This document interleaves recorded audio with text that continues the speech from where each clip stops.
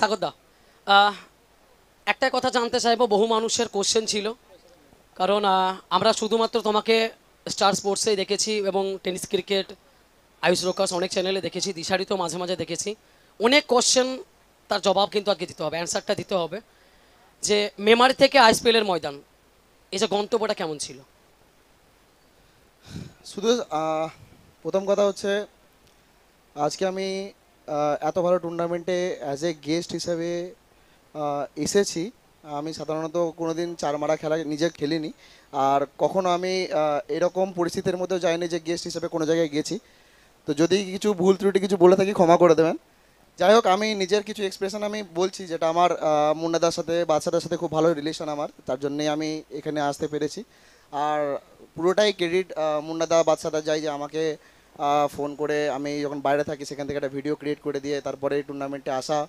আর তোমার প্রশ্নই আসছে পুরো সিধা সিধা, সেটা হচ্ছে একদমই তাই। মেমারি থেকে আইএসপিএল জার্নিটা খুবই কষ্টকর ছিল, কারণ আইএসপিএল যখন শুরু হয়েছিল আমরা কেউ এক্সপেক্ট করতে পারিনি যে একটা গ্লোবাল ওয়াইজ টুর্নামেন্ট হতে চলেছে, এত ভালো টুর্নামেন্ট হবে, ওয়েল ডেকোরেটেড টুর্নামেন্ট হবে, কখনই ভাবতে পারিনি। তবে প্রথম বছর খেলার পরে যেটুকু ভেবেছিলাম যে হ্যাঁ এখান থেকে অনেকটা কেরিয়ার করা যাবে। আর সব থেকে হচ্ছে প্রথম বছরও খেলেছিলাম, চান্স পেয়েছিলাম, চেন্নাইয়ের হয়ে খেলেছিলাম, কিন্তু সেখান থেকে পারফরমেন্স কিছু আপ ডাউন হয়েছিল। এবারে ফুল প্রিপারেশন নিয়ে একদম গিয়েছিলাম।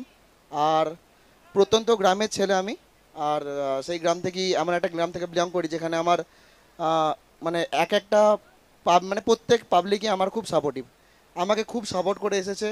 আমার ব্যাট প্যাচের সময়, আমার যখন বলবো মানে খারাপ সময় যাচ্ছিল, এমনকি আমি অনেক নিজেকে ডাউন সাইডে নিয়ে চলে গিয়েছিলাম, সেখান থেকে কামব্যাক করিয়ে নিয়ে আসা, মানে সব পুরো ক্রেডিটটা ওদের কাছে যায়।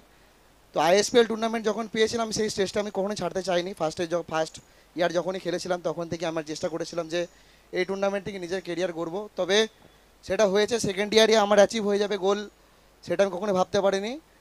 নিজেকে খুব ভালো লাগছিল, কারণ ওখানে অনেক বড় বড় সেলিব্রিটিসের সামনে থেকে প্রাইজ নেওয়া, সেখানে সবার সামনে নিজের পারফরমেন্সকে তুলে ধরা, সেটা আমার অনেক মানে সেই সময় কি বলবো, আমি এখন এক্সপ্রেশন মানে বলতে পারবো না, মুখে এক্সপ্রেস করতে পারবো না যে কেমন ছিল। খুবই প্রাউড মুমেন্ট ছিল আমার জন্যে। আর তবে আইএসপিএল এর থেকেও বড় বড় টুর্নামেন্ট আসছে, আইএসপিএল এখন ইন্ডিয়ার top one number one tournament tennis ক্রিকেটের জন্য। এর থেকেও ভালো ভালো টুর্নামেন্ট আসবে।